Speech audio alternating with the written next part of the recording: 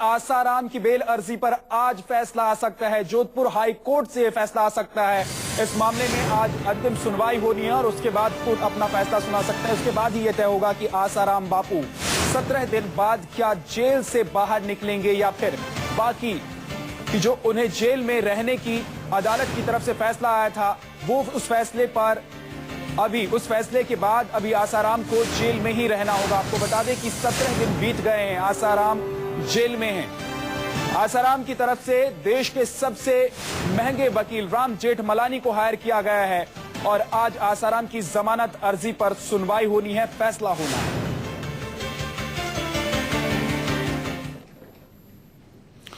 यौन शोषण के आरोपों में जेल की सलाखों के पीछे जिंदगी गुजार रहे आसाराम को आज एक बार फिर राम का भरोसा है, क्योंकि जोधपुर हाई कोर्ट में आसाराम की जमानत पर सुनवाई होने वाली है और आसाराम के वकील राम जेठमलानी को कोर्ट के सामने आसाराम की जमानत पर जिरह करेंगे। अदालत का फैसला यह तय करेगा कि आसाराम जेल की रातें जेल में ही काटेंगे या फिर उन्हें बेल मिलेगा। आसाराम की जमानत पर आज दोबारा सुनवाई। अभियोजन पक्ष देगा जमानत के खिलाफ दलील। अदालत के आदेश पर पेश होंगी 2 केस डायरी। केस डायरी से तय होगी आसाराम की जमानत। जेल में कटेंगी रातें या आसाराम को मिलेगी बेल। 16 सितंबर को जेल से बेल मिलने की आसाराम की उम्मीदें टूटी तो फिर से रातें जोधपुर की सेंट्रल जेल में कटने लगी हैं। लेकिन आज एक बार फिर से जोधपुर हाई कोर्ट से आसाराम को उम्मीदें हैं, क्योंकि जमानत पर फिर से सुनवाई होने वाली है और आसाराम को अपने वकील और देश के सबसे बड़े क्रिमिनल लॉयर राम जेठमलानी का आसरा है। इससे पहले जोधपुर हाई कोर्ट में सोमवार को आसाराम की जमानत पर सुनवाई के दौरान राम जेठमलानी बचाव पक्ष के वकील के रूप में पेश हुए थे। खचाखच भरे अदालत में वरिष्ठ वकील राम जेठमलानी ने बचाव पक्ष के वकील के रूप में इस बात की दलील पेश की थी कि लड़की पुरानी बीमारी से पीड़ित है। बचाव पक्ष की तरफ से कई और दलीलें पूरी होने के बाद अदालत ने 18 सितंबर यानी आज तक के लिए मामले की सुनवाई स्थगित कर दी थी और अभियोजन पक्ष को मामले की अगली सुनवाई के दौरान अदालत के सामने केस डायरी पेश करने को कहा था। बचाव पक्ष ने अपनी दलील पूरी कर ली है, इसलिए आज अभियोजन पक्ष की बारी है। आज की सुनवाई के दौरान अदालत में आसाराम मामले से जुड़ी 2 केस डायरियां अदालत में पेश की जाएंगी, जिनमें से एक छिंदवाड़ा और दूसरी अहमदाबाद में की गई जांच से जुड़ी है। इस बीच पहली बार मीडिया के सामने आए आसाराम के बेटे नारायण साईं ने अपने पिता आसाराम पर लगे तमाम आरोपों को लेकर अपनी तरफ से सफाई पेश की है। आसाराम के लाखों भक्तों का हवाला देते हुए अदालत से जमानत की फरियाद भी लगाई है।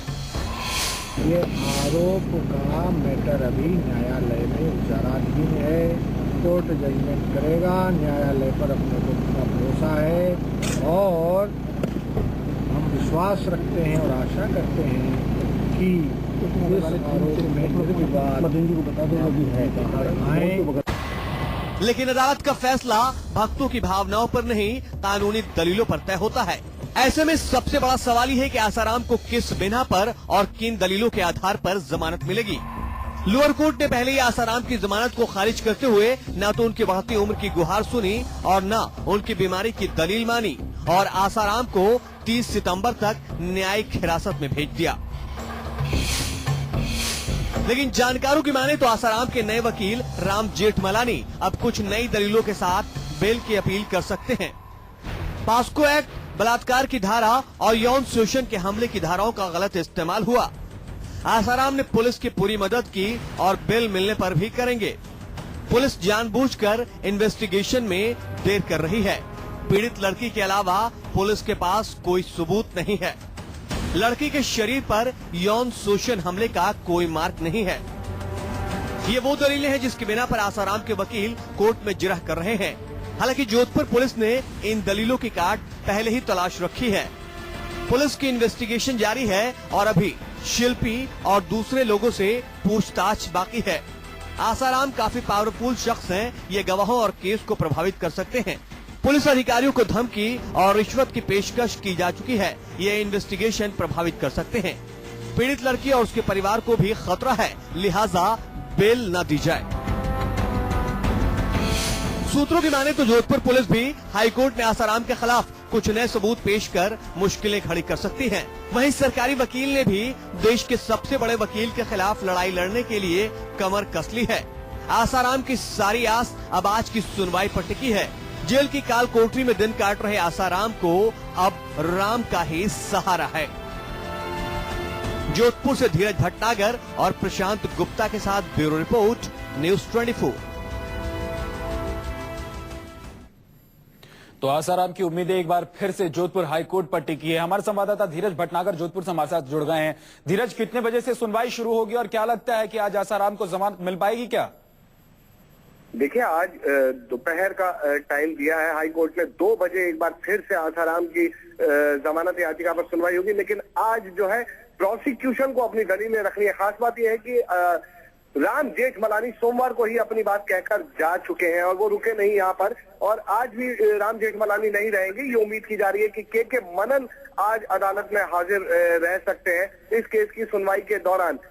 क्या होगा फैसला ये तो अदालत पर निर्भर करता है, लेकिन जिस तरीके से आसाराम की केस डायरी पुलिस ने तैयार की है और जो जांच के बाद पुलिस नतीजे पर पहुंची है, उसी का ये नतीजा है कि आसाराम आज जोधपुर की जेल में सलाखों के पीछे है। और सेशंस में भी आसाराम की जमानत याचिकाएं खारिज हो चुकी है। अभी कई और अहम गवाह इस केस से जुड़े हुए हैं जिनसे बातचीत होना बाकी है, जो पुलिस के पास नहीं है। तो ऐसे में पुलिस और प्रोसिक्यूशन पुलिस की जांच रिपोर्ट के आधार पर अपनी बात जरूर रखेगा अदालत के सामने, और उसी के बाद तय हो पाएगा कि अदालत क्या फैसला करती है और आसाराम की किस्मत जेल में ही कुछ दिन और काटने के लिए लिखी है या वो बाहर निकलेंगे।